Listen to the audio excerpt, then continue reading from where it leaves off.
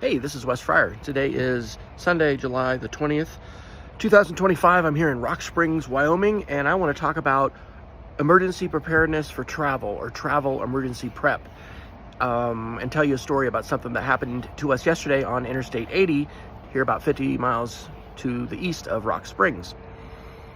So my wife and I are headed to a family wedding up in Cody, Wyoming, and we flew into Denver yesterday, rented a car, and trekked across the country to come up here to Rock Springs, where we spent the night.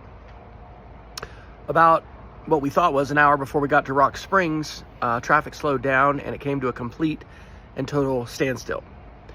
And there's a big part of this I just tried to do a YouTube live and I had some connectivity problems, so I decided to record this separately, and I forgot one of the craziest parts of the story. We end up staying 2 hours at a standstill, sandwiched between two semi trucks, in this huge line of stopped vehicles for what apparently was a multi-vehicle, accident that killed people, that involved fatalities. No traffic at all was moving on the interstate across from us. This accident actually happened on part of the interstate where they had shut down one half and they were down to 2 lanes of traffic, which had further slowed stuff down. And there was this hulk of a SUV that looked like a Suburban or an Expedition or something that had burned out, looked like it had rolled. It was bad. It was bad. And so, anyway, it was fortunately not that hot. It was in the low 80s. About 15 or 20 minutes into this, we're like, I think this is going to take a while.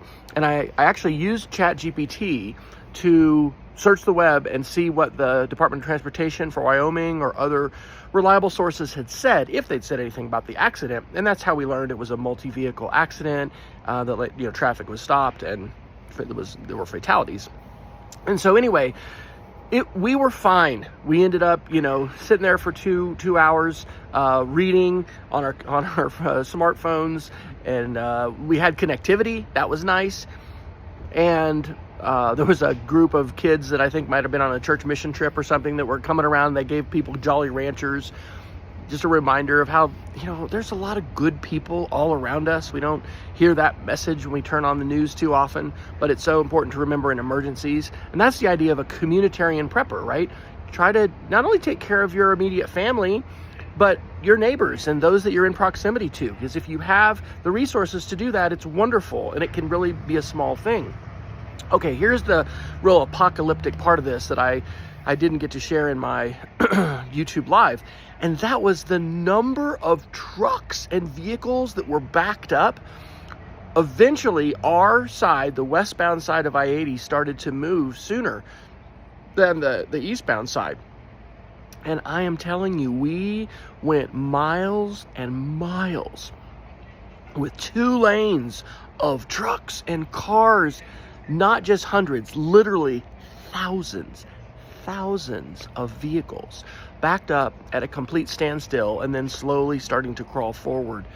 It was like something out of a movie. And so this really made me think about travel emergency preparedness, because we did not have extra water in our car. Thankfully, we were only there for 2 hours. We had been to a rest stop not 30 or 45 minutes before, gone to the bathroom, and we're in a rental car, so it's harder to have emergency preparedness supplies and stuff when you're in a rental car. Thankfully, my wife did pack an emergency kit because we're going on some hikes and stuff on this trip. So we had an emergency kit. I don't think she has a tourniquet in there, but there is something, because if we had been the first to come on an accident or something like that, it's good to be prepared for that.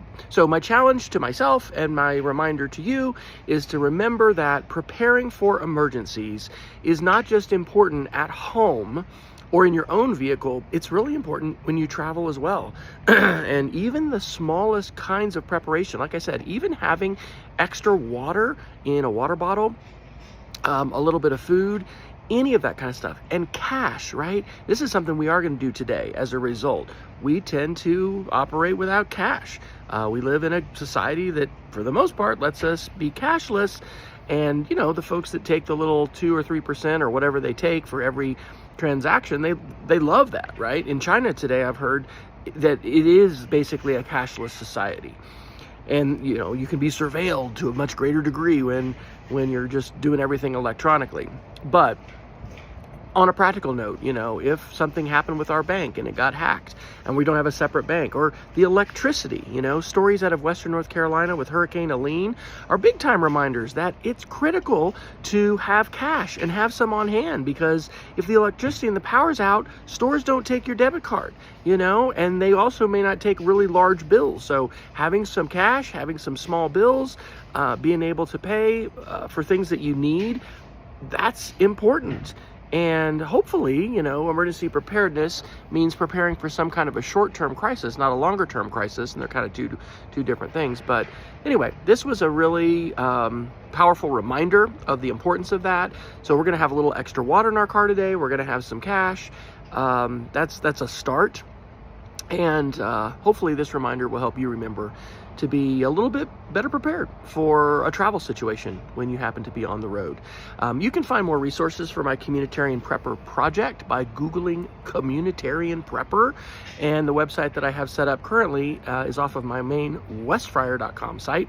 And it's just COMMPREP, COMMPREP, westfryer.com. When I share videos like this, I try to tag them COMMPREP and Prepper, and so you might be able to find those as well. Have a fantastic day, and let's be prepared to not only take care of ourselves and our families, but also our neighbors. And we can do that better if we have the resources and also a little bit of preparation and knowledge and skills. We can do that. Take care.